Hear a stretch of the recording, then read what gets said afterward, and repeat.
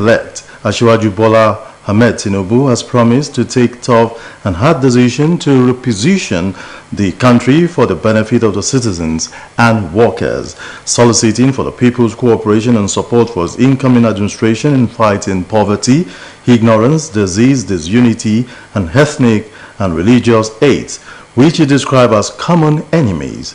The president-elect, in a statement to commemorate the 2023 Workers' Day, is coming against the backdrop of the high inflation, huge foreign debts, infrastructure deficit, high youth unemployment, and insecurity confronting the country.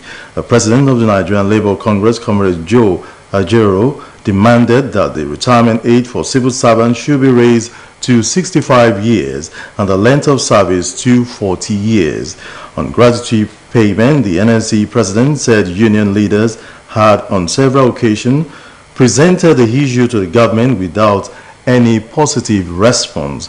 According to him, such a lump sum was meant to enable the retiree to finance any post-retirement endeavor of his or her choice. Comrade Ajero said that the union had over the years demanded salary review but had yet to receive the federal government's attention. An indigene of Zamfara State, Jamilu Abdullahi, who embarked on a trek from Abuja on the last Salah day through Okene, Kogi State to Lagos in support of the newly elected president of Nigeria, Asiwaju Bola Ahmed Tinubu, has been sighted in Osun State. In a chat with our reporter, Abimbola Babatunde, who stumbled on him at the outskirts of Ikire along Ife-Ibadan Expressway, Mr. Abdullahi said he embarked on the journey to celebrate the victory of the president-elect and to wish him successful tenure as the sixth democratically elected president of the country. He speaks further. It's to show the whole world that I'm celebrating Baba Ahmed Bola Tinubu as a winning candidate. I followed through Okene, Lokoja, Kogi State. It's there I follow to Okene up to here. Now I'm going to Lagos. To Lagos? Yes. When I walk tight, so if I'm getting to relax, I will find place to relax. And people, our members on APC, they used to help me for road. This one give me 500, this one buy water for me, this one buy mineral. So that's how I'm surviving. If I'm walking, getting tired, I will find place, lay my bedsheet, lie down, rest. The police said it has arrested the suspended Adamawa State Resident Electoral Commissioner Hudu Yunusa Hari. Police spokesperson Ola Olumuyiwa Adejobi said that the Yunusa Hari is currently in police custody and is being grilled to ascertain the motives behind his alleged improper actions during the supplementary election in Adamawa State.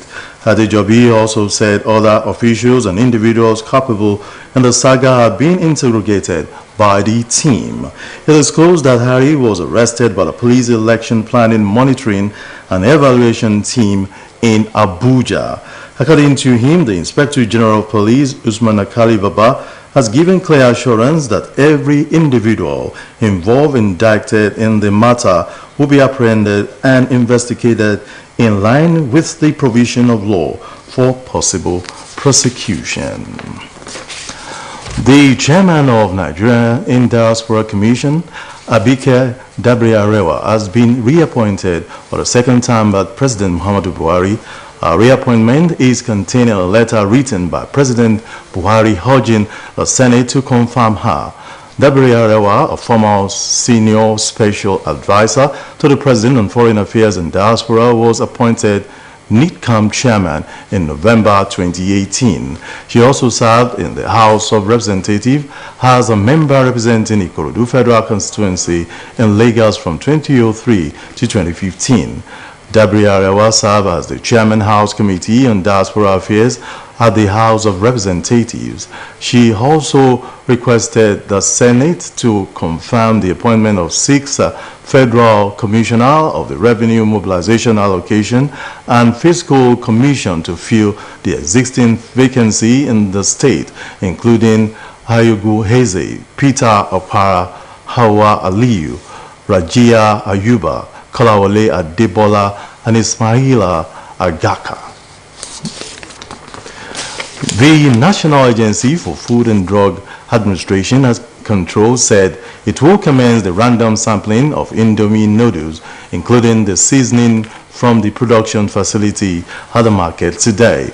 NAFDAC also said importation of Indomie noodles into Nigeria had been banned for many years and it is on the provision list. This follows the detection of arsenine oxide, a flammable colorless gas with sweet odor said to be potentially cancer-causing in Indomie special chicken flavor noodles by the health official in Malaysia and Taiwan. Both Malaysia and Taiwan have recalled the product. Health practitioners in Osun State have called on mothers and caregivers to take advantage of vaccination to catch up lost progress in essential immunization deterioration caused by COVID-19 pandemic, which disrupted the vaccination process. The health practitioner who made a call at an event organized to mark African Vaccination Week aimed at enlightening the collective action needed to protect people from vaccine-preventable diseases. Speaking at the program, Dr. Oluwaseun Fako-Yejo, who stood for the state coordinator and the World Health Organization, Dr. Ahmed Bello, stated that the theme of this year's event, the Big Catch-Up, is a global push for World Health Organization and its partners to intensify efforts to reach children who missed vaccination during the outbreak of COVID-19, as well as to restore and strengthen routine immunization program. Dr. Bello, who reassured the people that the vaccine has safe, maintained that the World Health Organization in Osun State is working with the State Primary Health Care Board and other partners to accelerate rapid progress in the state. In their separate remarks, other health officers including Mrs. Oti Akonde, Mr. Biola Fasheyi, and Mr. Solomon Olakomi congratulated all the stakeholders involved in the immunization process, just as they encouraged parents, especially mothers and caregivers, to take their children for routine immunization services at the nearest health facilities. And now before we go to sports, the Nigerian Center for Disease Control and Prevention says 20 persons were infected with Lassa fever in 7 days between April 17 and 23 this year. According to the center, the cases were reported in Ondo, Edo, Bauchi, Taraba, and Gombe State. However, the 2 deaths were reported in Taraba and Gombe in 1 week. Since the beginning of the year, 897 confirmed cases with 154 deaths has been recorded in 26 states and 103 local government areas. The NCDC says 72% of all confirmed cases were reported from the 3 states, Ondo, Edo, and Bauchi State. And now to sport. Golden Eaglets and fullback Yaya Lawali has credited his Man of the Match award during Nigeria's first game of the 2023 Under-17 African Cup of Nations against Zambia to his teammate. Favor Daniel's goal in the second half handed Nigeria a positive start to their campaign in Algeria after seeing off Zambia 1-0 at the Mohamed Hamalu Stadium in Cotentin. Despite the late penalty miss by Light Eke, the Golden Eaglets managed to see off the slim advantage to move top of the Group B after their opening match. Lawali was named man of the match after his splendid performance down the right wing for the Golden Eaglet, and he was elated with recognition, which he says will spur him to do better in the next match. And now to foreign scene.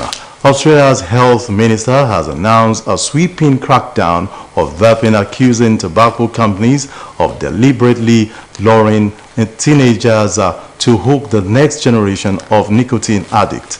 Billed as the country's largest anti-smoking reform in a decade, Australia will ban single-use disposable vapes, halt imports of non-prescription version, and restrict how much nicotine e-cigarettes may contain. Australia has long been at the vanguard of attempts to stamp out smoking, and in 2012 became the first country to introduce plain packaging law for cigarettes, a policy since copied by France, Britain, and others. Report says the heavy taxes on tobacco sales mean Australia has some of the most expensive cigarettes in the world. But in recent years, Australia has struggled to contain the explosion of recreational vaping, particularly among teenagers. Health Minister Mark Butler said vaping has become the #1 behavioral issue